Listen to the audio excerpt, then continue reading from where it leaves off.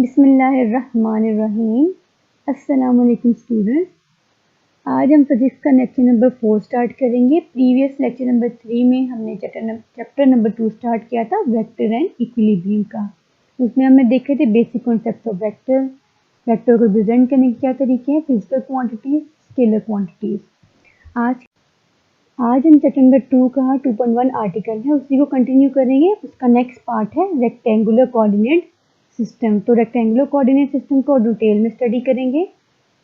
Next हम देखेंगे addition of vector, vector का एडिशन कैसे हम कर सकते हैं, एंड सब्ट्रैक्शन ऑफ वेक्टर, और इसके रूल्स देखेंगे कि कौन कौन से रूल्स हैं जिनके थ्रू हम वेक्टर के एडिशन या सब्ट्रैक्शन। सबसे पहले हम डिस्कस करते हैं रेक्टेंगुलर कोऑर्डिनेट सिस्टम को।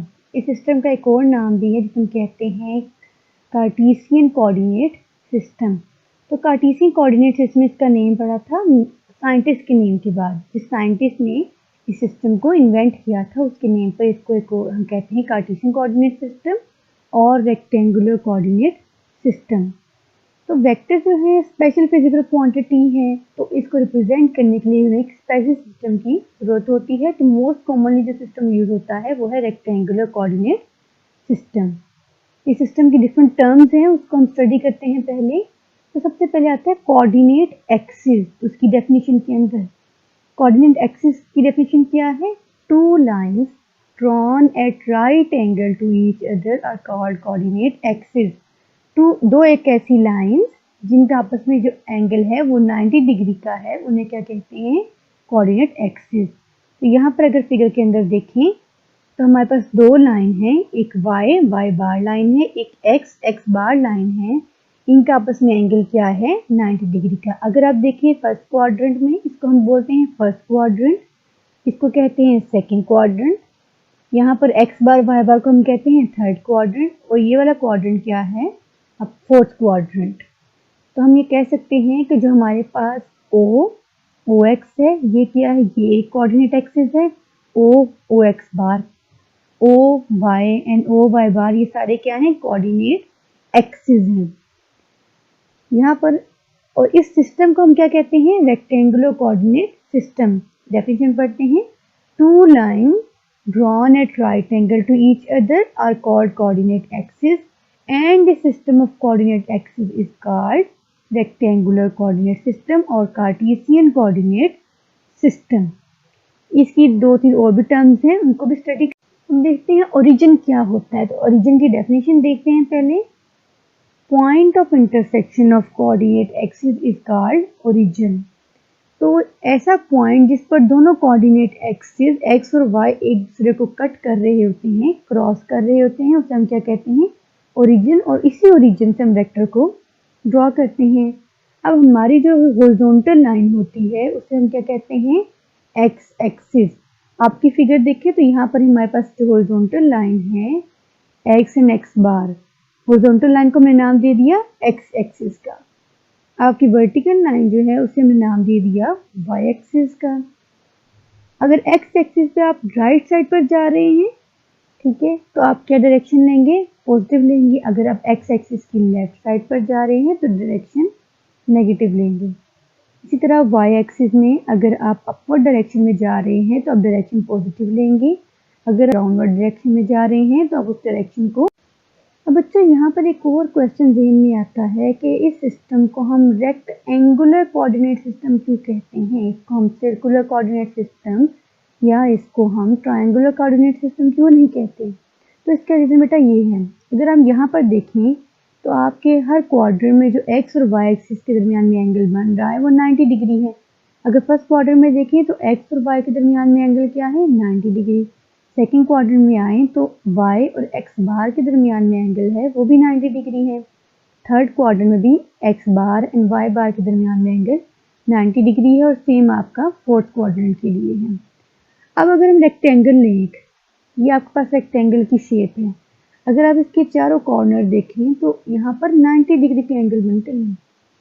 आपके चारों कॉर्नर में 90 का एंगल बनता है। तो इसी एनालॉजी से हम इसको कहते हैं रेक्टेंगुलर कोऑर्डिनेट सिस्टम, बिकॉज हमारे पास अगर हम अपने कोऑर्डिनेट एक्सिस की बात करें तो वो भी आपस में 90 डिग्री का एंगल बनाते हैं। अगर हम रेक्टेंगल की बात करें तो उसके जो चारों कॉर्नर हैं उनमें भी 90 डिग्री का एंगल ही बनता है। अब हम देखते हैं कि रेक्टेंगुलर कोऑर्डिनेट सिस्टम में हम अपने वेक्टर को किस तरह से रिप्रेजेंट कर सकते हैं। तो सबसे पहले हम देखेंगे 2 डायमेंशन हम किस तरह से रिप्रेजेंट कर सकते हैं। तो उसके लिए 2 पॉइंट्स हैं, पहले वो डिटेल में हम पढ़ते हैं। पहली बात क्या है, टेल ऑफ वेक्टर हमेशा ओरिजिन पे रहेगी। Tail of vector is at the origin. Second बात उसने की कि direction of vector in this plane is represented by an angle, कि अगर हमें डायरेक्शन रिप्रेजेंट करनी है तो हमें एक एंगल बनाना पड़ेगा। कैसे? which the line of vector makes with the positive x-axis in anti-clockwise direction। पहले फिगर देखते हैं कि फिगर में हमने किस तरह इसको शो किया है। तो फिगर में अगर देखें, यहाँ पर हमने वेक्टर ड्रॉ किया ओरिजिन से। तो ओरिजिन पे क्या है, उसकी टेल है और उसका जो हेड है वो स्पेस के अंदर है। अब डायरेक्शन की बात की, उसने क्या की, उसने एक एंगल है जो वेक्टर बना रहा है पॉजिटिव एक्स एक्सिस के साथ। पॉजिटिव एक्स एक्सिस हम लेते हैं हमेशा राइट साइड की तरफ। तो राइट साइड की तरफ हम स्टार्ट करेंगे, किस डायरेक्शन में जाना है, हमने एंटी क्लॉकवाइज, हमने एंटी क्लॉकवाइज डायरेक्शन में जाना है। तो जहां तक वेक्टर होगा वहां जाकर हमने रुक जाना है। तो वो जो थीटा, वो जो एंगल होगा वो वेक्टर की डायरेक्शन को रिप्रेजेंट करेगा। अगर आपका वेक्टर सेकंड क्वार्टर में है देन भी आपका जो एंगल है वो हमेशा पॉजिटिव एक्स एक्सिस की लाइन से ही हमने स्टार्ट करना है इन एंटी क्लॉकवाइज डायरेक्शन। इस वेक्टर को एक और तरीके से रिप्रेजेंट कर सकते हैं। हम कहते हैं फॉर एग्जांपल इसका नाम हमने रख दिया डी, यहाँ पर हमने डी को बोल्ड कर दिया है। अब हम कहते हैं कि जो इसने एक्स एक्सिस में डिस्टेंस कवर किया उसको ए का नाम दे दिया, इसने जो वाई एक्सिस में डिस्टेंस कवर किया उसको बी का नाम दे दिया। तो यहाँ पर हम उसके हेड का नेम रख सकते हैं। एक पॉइंट पी है, इसके 2 कोऑर्डिनेट्स हैं ए एंड बी, कि जो वेक्टर है इसके हेड तक पहुंचने के लिए हमें एक्स डायरेक्शन में कितना डिस्टेंस कवर करना पड़ा उसको ए का नाम दे दिया, और वाई डायरेक्शन में कितना डिस्टेंस कवर करना पड़ा उसको बी का नाम दे दिया। तो इस तरह इस डायरेक्शन को हम ओ पी का नाम भी कह सकते हैं। इस वेक्टर को हम कह सकते हैं ओ पी वेक्टर, या हम कह सकते हैं ये बी वेक्टर है। चलिए अब देखते हैं रेक्टेंगुलर कोऑर्डिनेट सिस्टम 3 डायमेंशन में। ये बिल्कुल उस तरह से होता है जिस तरह आपके रूम के 3 कॉर्नर्स हैं। तो अगर हम एक ऐसा वेक्टर है जिसकी डायरेक्शन हमें शो करवानी है स्पेस के अंदर या 3D सिस्टम के अंदर, तो हमें उसको शो करवाने के लिए एक और थर्ड एक्सिस की ज़रूरत होती है। वो थर्ड एक्सिस क्या होता है, वो आपके पहले दोनों एक्सिस के बिल्कुल म्यूचुअली परपेंडिकुलर ही होता है। उसको हम कहते हैं जी एक्सिस। यहाँ पर फिगर देखते हैं, फिगर में देखें बेटा आपके पास वी वाई और एक्स एक्सिस है, तीनों एक दूसरे के साथ 90 डिग्री का एंगल बना रहे हैं। सी और वाई की बात कर लें तो उनका आपस में एंगल भी 90 डिग्री का है। जी और एक्स की बात करें तो उनका एंगल भी आपस में 90 डिग्री का ही है। तो अगर हमें रिप्रेजेंट करनी है किसी भी वेक्टर की डायरेक्शन तो हम यहाँ पर स्पेस में 3 एंगल यूज करते हैं, अल्फा बीटा एंड गैमा। और एंगल की डेफिनेशन वही रहेगी which start from the positive x-axis in anti-clockwise direction। बेटा आपकी जो ये फिजिक्स की एसएससी पार्ट 1 की बुक है उसमें हम मोस्टली 3D के अंदर काम नहीं करेंगे, उसके अंदर हम 2 डायमेंशन के अंदर ही रहेंगे, इसलिए हम इस चीज़ की डिटेल के अंदर नहीं जाएंगे। हम नेक्स्ट अपना आर्टिकल स्टार्ट करते हैं एडिशन ऑफ।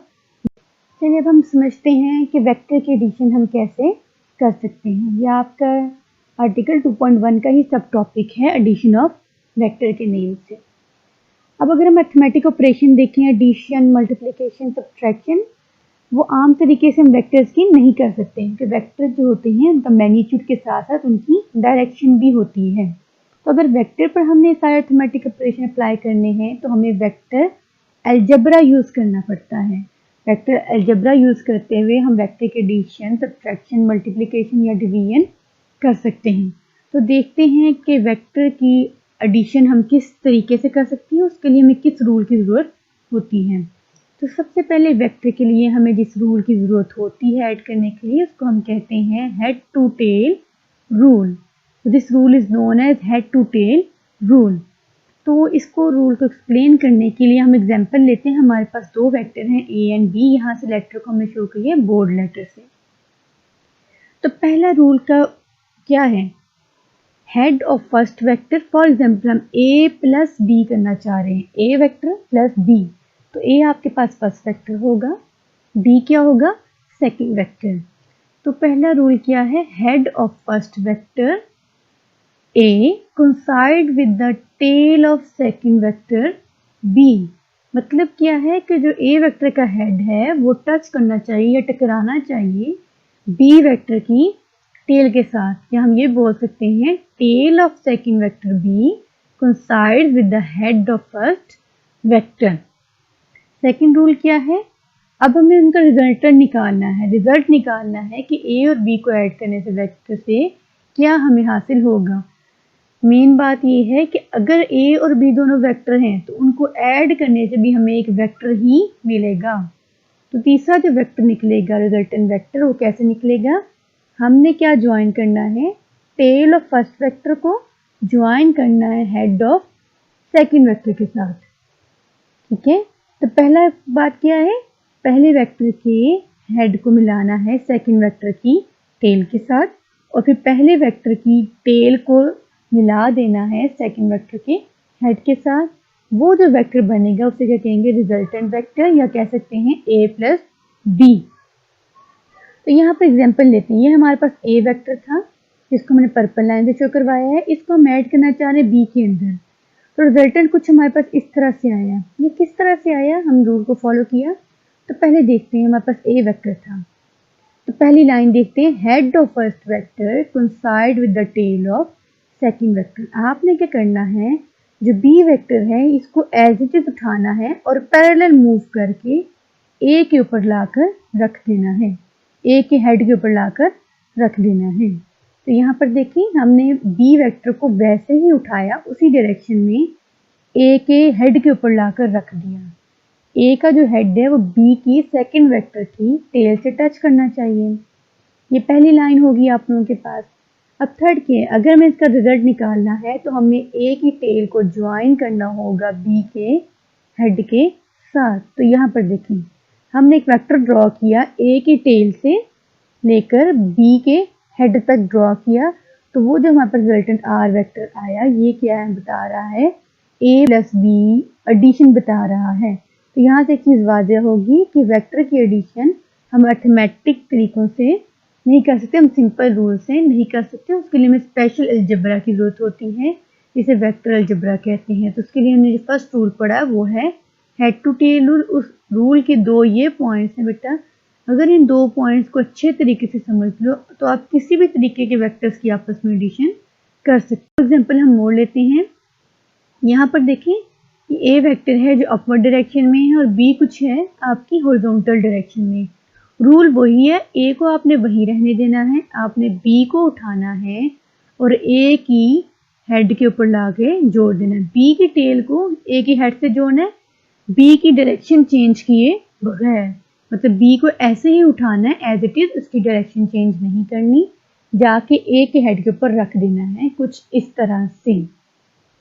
उसके बाद रिजल्टेंट वेक्टर निकालना है, तो आपने a की टेल से b के हेड तक एक वेक्टर ड्रॉ कर देना है, उनको आपस में मिला देना है, तो वो जो न्यू वेक्टर होगा वो क्या होगा, रिजल्टेंट वेक्टर। एक और एग्जांपल यहाँ पर है, एक वेक्टर a है जो आपकी अपवर्ड डायरेक्शन में है, b जो है वो आपकी राइट डायरेक्शन में है। सेम वही रूल अपनाना है आपने, a क्या है, a एज इट इज रहेगा। अब क्या है, head of first vector coincide with the tail of second vector, पहले वेक्टर का जो हेड है उसको मिलाना है दूसरे वेक्टर की टेल के साथ। तो आपने दूसरा वेक्टर उठाना है, पहले वेक्टर के हेड के ऊपर जाकर रख देना है। रिजल्टेंट निकालने के लिए आपने पहले वेक्टर की टेल से या a की टेल से b के हेड तक एक वेक्टर ड्रॉ करना है, और वो वेक्टर क्या होगा हमारे पास, रिजल्टेंट। यहाँ पे एक और तरीका बताया गया है, उस तरीके से भी आप लोग ऐड कर सकते हैं उसको। वेक्टर एडिशन जो है वो कोमोटेटिव प्रॉपर्टी को ओबे करता है। तो कोमोटेटिव प्रॉपर्टी आपके पास कौन सी प्रॉपर्टी है, वो कहती है कि a plus B equals to B plus A, कि अगर हम एडिशन का ऑर्डर चेंज कर दें तो आपके रिजल्ट पर कोई भी फर्क नहीं पड़ना चाहिए। पहले a रखें या b रखें तो आपके पास रिजल्टेंट वेक्टर क्या है वो सेम ही होगा, उसकी डायरेक्शन भी सेम होगी, उसका मैग्नीट्यूड भी सेम होगा। सेम होने का मतलब है डायरेक्शन और मैग्नीट्यूड दोनों सेम होने चाहिए, बिकॉज हम वेक्टर की बात कर रहे हैं। तो पहले हम लेते हैं दो वेक्टर्स a एंड b। पहले हमने ऐड किया b प्लस a, तो b प्लस a का मतलब ये है कि आप b को फर्स्ट वेक्टर ले रहे हैं, a को सेकंड, तो head of first vector coincide with the tail of second vector. यहाँ पर आप देख रहे होंगे b का हेड a के टेल से टकरा रहा है, इसका मतलब ये है b फर्स्ट है और a सेकंड वेक्टर है। रिजल्टेंट ड्रॉ किया, b की टेल से वेक्टर a की हेड तक हमने एक वेक्टर ड्रॉ किया, तो रिजल्टेंट ड्रॉ हो गया। नेक्स्ट देखते हैं आपके पास a plus B. a plus B हमने पिछले केस में भी देखा था, तो उसका रिजल्टेंट देखिए सेम डायरेक्शन में है। अब यहाँ पर देखें, हमने एक और बात की थी, इक्वल वेक्टर जो होते हैं वो चाहे पैरेलली मूव हम कर लें, उनकी प्लेस मैटर नहीं करती। क्या मैटर करता है? उनकी डायरेक्शन और उनकी मैग्नीट्यूड। तो यहाँ पर अगर हम b प्लस ए देखें, उसकी डायरेक्शन और a प्लस बी की डायरेक्शन सेम है, उनका मैग्नीट्यूड भी सेम है। तो इसको एक और तरीके से अगर हम फिगर को कंबाइन करें तो कुछ इस तरह की फिगर बन जाएगी आपके पास। यहाँ पर b प्लस ए नीचे की तरफ और ऊपर की तरफ हमने किया a प्लस बी, तो दोनों का रिजल्टेंट क्या है वो सेम ही आ रहा है। तो हम यहाँ से प्रूव कर सकते हैं ग्राफिकली भी कि वेक्टर एडिशन इज कॉम्यूटेटिव। अब हम देखते हैं कि वेक्टर सब्ट्रैक्शन के लिए हम कौन से रूल यूज करते हैं। तो वेक्टर सब्ट्रैक्शन बिल्कुल वैसे ही सेम है जैसे आपकी वेक्टर एडिशन थी, सिवाय एक चेंज की। उसमें क्या करते हैं, जो हमारे पास सेकंड वेक्टर है जिसको हम सब्ट्रैक्ट करना चाह रहे हैं पहले वेक्टर के अंदर से, उसकी डायरेक्शन को रिवर्स करते हैं और सेम वही head to tail rule apply कर देते हैं। ठीक है, the only difference is that direction of vector which is to be subtracted in reverse. Difference क्या है, जो वेक्टर है जिसको सब्ट्रैक्ट करना चाह रहे हैं उसकी डायरेक्शन को रिवर्स कर दें और फिर क्या करेंगे, head to tail rule apply करके उस वेक्टर को जिसको हमने रिवर्स किया है उसको a में ऐड कर। एग्जाम्पल देखते हैं आपके पास, इसको हम दो तरीके से लिख सकते हैं, या तो a माइनस बी लिखेंगे या तो हम लिख सकते हैं a plus minus B bracket के साथ। माइनस बी का मतलब वेक्टर b ही है, उसकी डायरेक्शन हमने रिवर्स कर दी। या हमने लिया वेक्टर a और वेक्टर b। अब अगर हमने इसको सब्ट्रैक्ट करना है तो हम सबसे पहले काम क्या करेंगे, अगर हम a माइनस बी कर रहे हैं, हमें देखना है कि माइनस का निशान किस वेक्टर के साथ है। जिस वेक्टर के साथ माइनस का साइन है उसकी डायरेक्शन को हमने रिवर्स कर दिया। मैग्नीट्यूड सेम रहेगा आपका, सिर्फ डायरेक्शन आपने रिवर्स कर देनी है उस वेक्टर की। अब क्या करना है, अब हमने ऐड करना है ये रेड वाले a को और ये लाइट ब्लू में जो b है जिसको हमने रिवर्स किया है, इन दोनों को ऐड करना है। हमने प्लस वाला b नहीं लेना। अब देखते हैं, हमने आपका a vector as it is रहा, first vector, the head of first vector coincide with the tail of second vector, और रिजल्टेंट वेक्टर कैसे निकाला, ज्वाइन किया टेल फर्स्ट वेक्टर की टेल को सेकंड वेक्टर के हेड के साथ, तो हमारे पास रिजल्टेंट वेक्टर आ गया पर्पल कलर में आपके। और वेक्टर सब्ट्रैक्शन जो होती है वो नॉन कम्यूटेटिव होती है, कम्यूटेटिव प्रॉपर्टी को obey नहीं करता। फॉर एग्जांपल अगर हम a माइनस बी करें और b माइनस ए करें तो रिजल्ट सेम नहीं होगा। रिजल्टेंट वेक्टर होगा उसका मैग्नीट्यूड तो सेम होगा लेकिन डायरेक्शन सेम नहीं होगी। तो एक वेक्टर, दो वेक्टर हैं, उनकी मैग्नीट्यूड सेम है, डायरेक्शन सेम नहीं है, तो वो इक्वल नहीं हो सकते। तो vector subtraction is non commutative. आज के लिए इतना ही, नेक्स्ट टाइम मिलते हैं इंशाल्लाह। अल्लाह हाफिज।